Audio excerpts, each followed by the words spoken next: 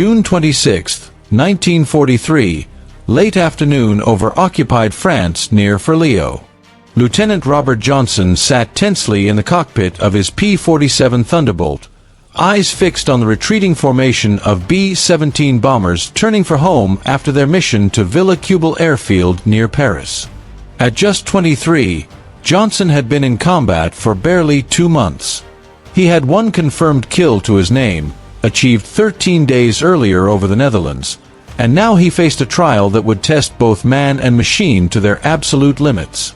Beneath him was the P-47 Thunderbolt, an aircraft many questioned, a fighter so massive it defied the common expectations of what a single-engine warplane should be. Empty, it weighed over 10,000 pounds. Fully loaded it tipped the scales at 17,500.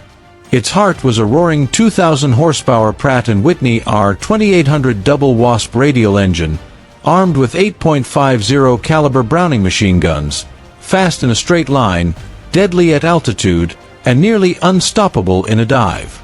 Yet despite all its power, the P-47 had a fatal flaw: it couldn't turn with German fighters. The agile Focke-Wulf 190 and Messerschmitt Bf 109 could slice through the sky with tight, razor-sharp turns that left the Thunderbolt lumbering, a slow and vulnerable target in a horizontal dogfight. Doctrine dictated that American pilots avoid such fights, to dive, strike, and climb back out, to use speed and altitude rather than the nimbleness their enemy possessed. Johnson had tried to follow these rules since his first mission in April, but combat was rarely neat. The Germans understood the Thunderbolt's weaknesses and knew how to exploit them. The 8th Air Force had already paid a grim price, losing pilots who trusted their aircraft and the doctrine to keep them alive. Johnson had watched comrades die. The official reports often blamed pilot error, but the surviving men knew the reality. War was chaotic, merciless, and the rules sometimes dissolved in fire and bullets.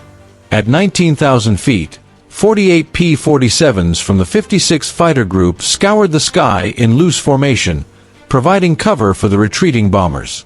Johnson flew the tail-end Charlie position, last in line, the most vulnerable spot in the squadron's formation, usually assigned to newer pilots. His eyes swept the skies, searching for dark specks that betrayed enemy fighters diving from above. The sun hung low in the west, casting blinding reflections that made ambushes almost inevitable. And then he saw them, 16 Focke-Wulf 190s from the second group of Fighter Wing 26, diving from 25,000 feet, approaching fast, ruthless, precise. Johnson keyed his radio to warn his flight leader, but before he could finish, the first German opened fire. 20mm cannon shells tore through the P-47's fuselage, shattering the canopy, spraying glass and plexiglass shards into his face. Hydraulic fluid burned his eyes, a bullet nicked his nose and destroyed his oxygen mask, another tore into his right leg. Fire erupted around him. The massive fighter snapped into an inverted spin, and Johnson's world became a blur of metal, fire, and chaos. Without hydraulics, the canopy wouldn't budge, trapping him in a tumbling, burning aircraft, and for a moment, he simply accepted death. Then, as if by a miracle, the fire starved of oxygen died. Johnson kicked the rudder, pulled back on the stick, and the Thunderbolt steadied itself. He was flying level again at 8,000 feet, half blind, bleeding, and without functional hydraulics, but alive. The Pratt & Whitney engine still roared, still produced thrust, still defied all odds. The reprieve was brief. A German fighter appeared alongside him, flying formation close enough to see the surprise in Johnson's eyes.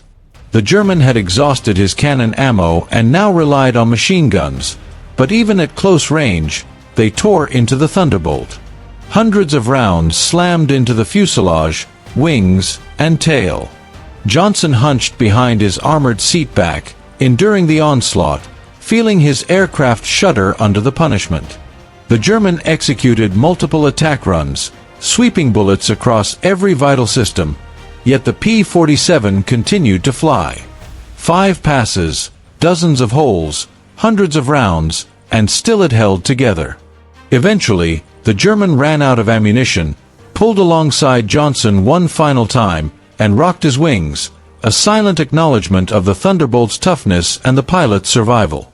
Johnson limped his crippled fighter across the English Channel, blinded and bleeding, landing at RAF Manston without gear or flaps, sliding across the grass until finally, he stopped. Ground crews pried him from the cockpit, shaking and in shock, trying to comprehend the sheer number of bullet holes that had riddled the aircraft. It was a total loss, yet it had carried him home. Johnson's survival on that day became a testament to both the Thunderbolt's durability and the resilience of its pilots. The same mission claimed the life of Lieutenant Roger Deer, Johnson's classmate from training, shot down over France. Combat could be mercilessly random, separating life from death by mere seconds, by chance, by the unforgiving realities of aerial warfare. The 56th Fighter Group had learned these lessons the hard way, enduring losses and refining tactics that would eventually turn the P-47 from a heavy jug into a weapon feared by the Luftwaffe. Training at Bridgeport had been brutal, testing pilots against an unfamiliar and unforgiving aircraft. Many didn't survive. Yet those who did, like Deer and Johnson, emerged sharper, braver, and more capable of exploiting the Thunderbolt's true potential. By late 1943, the Thunderbolt's advantages became apparent. At altitude, it outpaced any German fighter. Its dive speed was unmatched, and its 850 caliber machine guns could unleash destruction in fleeting moments. Leaders like Lieutenant Colonel Hubert Zemke encouraged pilots to innovate, to adapt doctrine to the realities of combat. Pilots learned to press attacks, to climb, to turn when conditions allowed, and to trust their aircraft to absorb damage. The P-47's toughness instilled a psychological edge. Pilots knew they could survive hits that would destroy other fighters, and that confidence changed the nature of engagements. Johnson himself would later score his 5th confirmed kill against one of Germany's top aces, Hans Philipp, illustrating that skill and tactics could triumph over raw aircraft maneuverability. The 56th Fighter Group became legendary, flying only P-47s and scoring over 600 aerial victories. 17 pilots became aces, 3 double aces. Robert Johnson himself tallied 27 confirmed kills.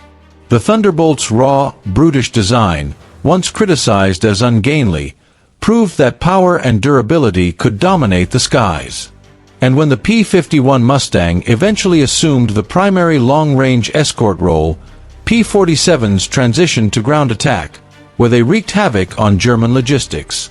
They destroyed trains, trucks, armored vehicles, supply depots, and airfields, crippling the enemy's ability to sustain the front. Pilots faced danger from anti-aircraft fire, yet the Thunderbolt's rugged airframe, air-cooled radial engine, and heavy armament allowed them to return home from missions that would have destroyed lighter aircraft. Robert Johnson survived the war, completing 91 combat missions, earning the Distinguished Service Cross, Silver Star, Distinguished Flying Cross, Air Medals, and a Purple Heart. He returned to civilian life quietly, but never forgot the day his Thunderbolt survived over 200 machine gun hits and 20 cannon shells. His story, and the story of the 56th Fighter Group, demonstrates that the P-47's success was not due to beauty, speed, or agility, but to understanding, adaptation, and trust.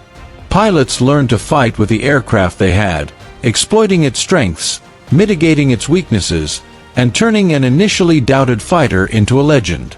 The P-47 Thunderbolt continued to serve after the war, with air forces across South America, Europe, and Asia, influencing post-war aircraft design philosophies that emphasized ruggedness, firepower, and survivability over sheer maneuverability. Its legacy can be seen in jets like the F-84 Thunderjet, the F-100 Super Sabre, the A-10 Warthog, and others that followed the same principles: big, powerful, heavily armed, and capable of taking a beating while delivering it back. The lessons of the Thunderbolt endure. Equipment alone does not win wars. People, leadership, training, innovation, and courage do. The P-47 Thunderbolt, once derided as a lumbering jug, proved to be one of the most faithful and effective American fighters of World War II, a machine that brought its pilots home when nothing else could, and a symbol of what determination and ingenuity can achieve in the chaos of combat.